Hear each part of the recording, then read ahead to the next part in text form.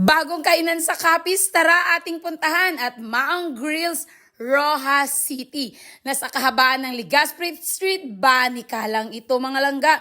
Malayo-layo ka palang maaamoy mo na. Ang sarap sa hangin dahil sa kanilang mga tusok-tusok at ihaw-ihaw. Kaya naman hindi magpapahuli ang isang niya. Tikman natin ang mga pagkaing ino-offer nila. Mayroon silang variety of foods na talaga namang swak na swak sa panlasa ng mga Capiz noon. Kaya mga kaisa at mga kabiyahe, tara let's na at mag-food trip dito sa Maong's Grill, Rojas City. Simulan natin sa isaw. Sundan ng pares na talaga namang ang sarap ng mami pares nila mga langga. Swak na swak at talagang mag-iinit ang iyong pakiramdam sa nanam. Isama nyo pa ang char, sweetness, and umami ng kanilang mga ihaw-ihaw.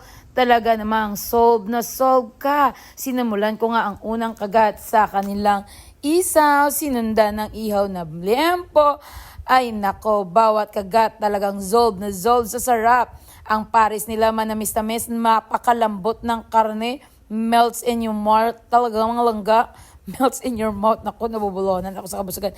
Yung sabaw, talaga namang pagpapainitin niya. Idagdag mo pa ang kanilang sisig sa sizzling plate.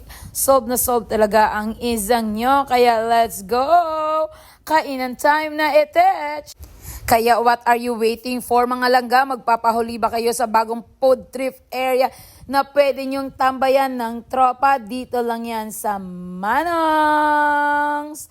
See you doon mga siklobs!